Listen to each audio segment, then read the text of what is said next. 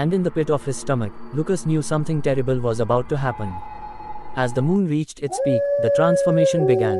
But it wasn't Lucas who fell victim this time. Elias, standing alone in the forest, felt a sharp pain shoot through his chest.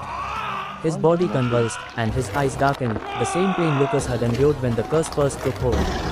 The transformation was swift, bones cracking, muscles rippling, and fur sprouting across his skin.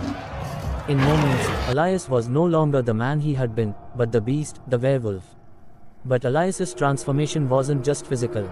A darkness, far more malevolent than the curse itself, seemed to settle within him.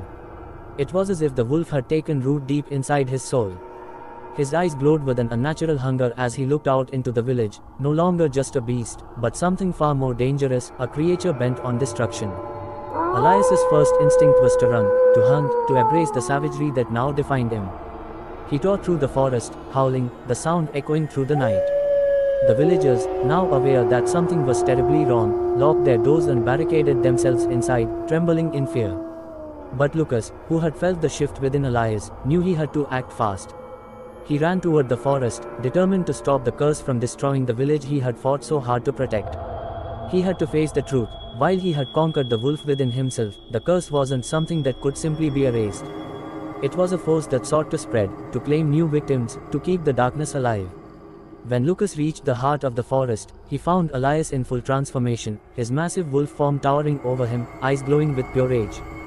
But there was something different in the way Elias looked at him, a coldness, as if the wolf inside him was more than just an animal. It was an ancient evil, a force that had waited for years to find its new host. You failed, Lucas. Elias growled, his voice deep and guttural. You thought you could rid yourself of the curse. You cannot escape it. It will always find a new home, and now it has found mine. Lucas, his heart heavy with the realization that the curse had not been broken, but merely passed on, steeled himself. I won't let you destroy this village. The curse may have found you, but you don't have to let it control you. Fight it, Elias. You can still choose to resist. But Elias's eyes were filled with madness. There is no resisting it now. The wolf is part of me, and I will use its power to bring destruction to everyone who ever feared it. You couldn't stop it, and neither can I. With that, Elias lunged at Lucas, teeth bared, claws outstretched. Lucas barely had time to react, but his instincts kicked in. He fought back, using everything he had learned during his own transformation. But Elias was stronger, faster, and the wolf inside him was much more vicious than Lucas's ever had been.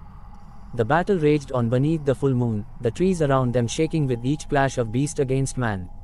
Lucas knew he had to stop Elias before the beast inside him took full control.